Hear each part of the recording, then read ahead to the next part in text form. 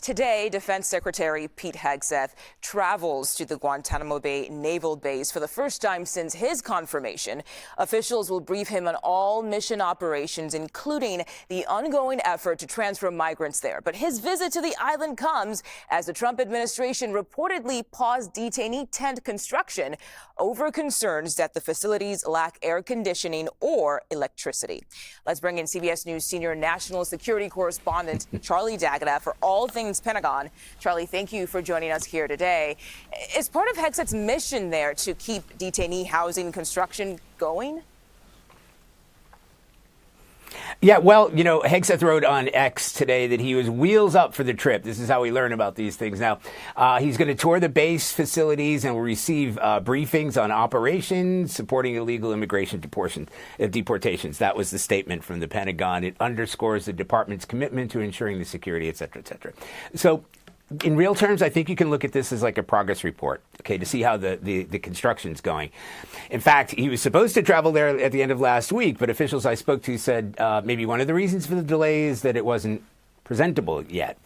We all know, right, Guantanamo Naval Station, Guantanamo Bay Naval Station is already firmly established. There's a large detention facility there as part of the base, but it has been expanded. That's happened in the past couple of weeks, even temporarily, to house like 30,000 migrants. So yes, as you reported, it has been slowed. We're not hearing that it's been stopped, but slowed, and partly because it doesn't meet the standards of ICE, Immigration's Custom Enforcement. But you know what, the whole thing might be moot at this point, because there's nowhere near that many migrants headed to Guantanamo Bay. Right. It isn't even predicted that there will be 30,000 people headed there. The Defense Department sent more than 200 additional troops to the naval base on Monday. What can you tell us about this newest batch on the island, and just how many total troops are there right now? Right. So currently, well, there were about 1,000 active service personnel, and that's just troops, right? There are also other personnel who are manning the base, et cetera. So those would bring the numbers to 1,200. But we've been told repeatedly, and I think this is kind of important to point out here, because when you speak to Navy officials, they say, look, this is being led by Homeland Security and ICE.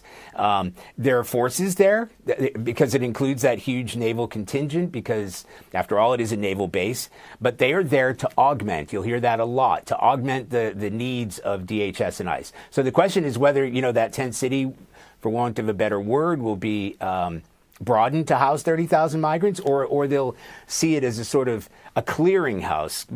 Last week was a good example. There are 174 Venezuelans, criminals, that were sent to Guantanamo. They have all been moved on, and that only left maybe a couple dozen migrants left.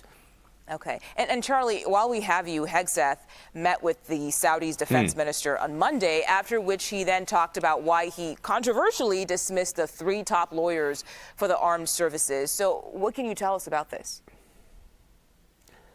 Yeah, well, his statement was, he said, I want the best possible lawyers in each service to provide the best recommendations, no matter what. In his words, he said, we didn't think those particular positions were well suited. So we're opening it up to everybody to be at the top of those forces.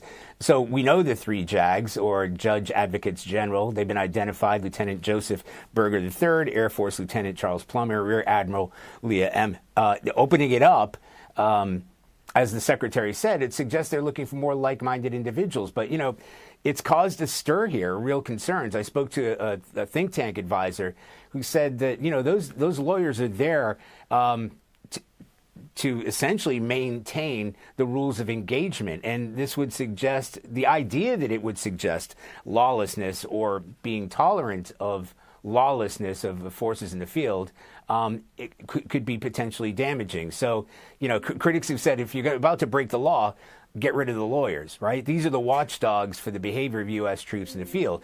And describing them as roadblocks and trying to find somebody who will replace them is certainly concerning. It's raising questions here, both inside and outside the building. Okay. CBS News senior national security correspondent Charlie D'Agata, thank you again for your insight today. Appreciate your time.